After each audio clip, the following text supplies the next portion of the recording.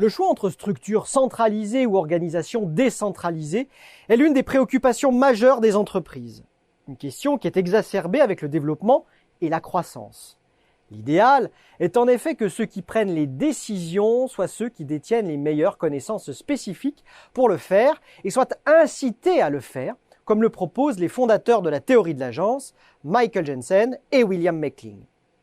Les avantages respectifs des deux options expliquent surtout pourquoi cette tension centralisation-décentralisation obsède ainsi tant la littérature que les pratiques de management. Il convient en effet de bien mesurer les avantages de la décentralisation.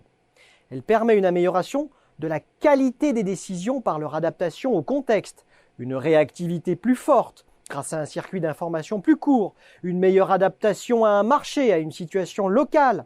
La décentralisation autorise aussi des expériences locales et limite ainsi les risques. Elle développe la motivation des cadres et des personnels. La décentralisation renforce également l'identification des équipes au service. Elle accroît la stimulation, la compétition interpersonnelle et interservice. Elle limite les risques de perte d'un homme clé. Elle développe l'aptitude au management global.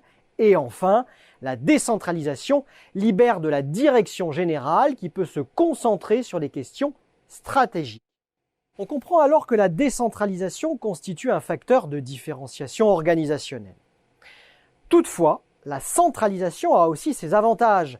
Elle confère une perspective globale aux décisions prises. Elle facilite la cohérence des décisions prises dans les services. Elle permet de réagir vite sans consultation des services. Elle renforce l'uniformisation des politiques et des pratiques de gestion.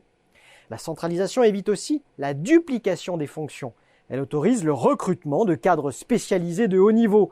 Elle valorise les cadres détenteurs d'un pouvoir centralisé.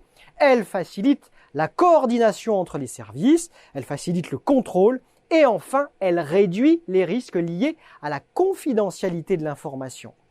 C'est pourquoi la centralisation constitue un facteur d'intégration organisationnelle. Mais alors, quels sont finalement les facteurs qui déterminent le choix entre centralisation et décentralisation ? Eh bien, il y a la nature de la décision tactique, par exemple un réapprovisionnement, ou stratégique, à l'instar d'un changement de positionnement.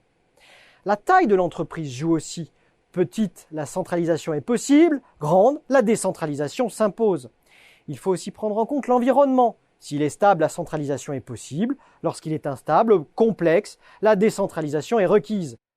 Pensez aussi au contexte de crise. L'urgence conduit à centraliser, tandis qu'un contexte plus paisible permet de décentraliser. Le coût de l'erreur élevée incline également à la centralisation. Les dirigeants qui ont une formation supérieure sont en principe plus décentralisateurs que les autodidactes. On remarque aussi que les entreprises familiales sont plus centralisatrices. Il y a enfin des facteurs culturels. Par exemple, on remarque que les entreprises du Nord sont plus décentralisatrices.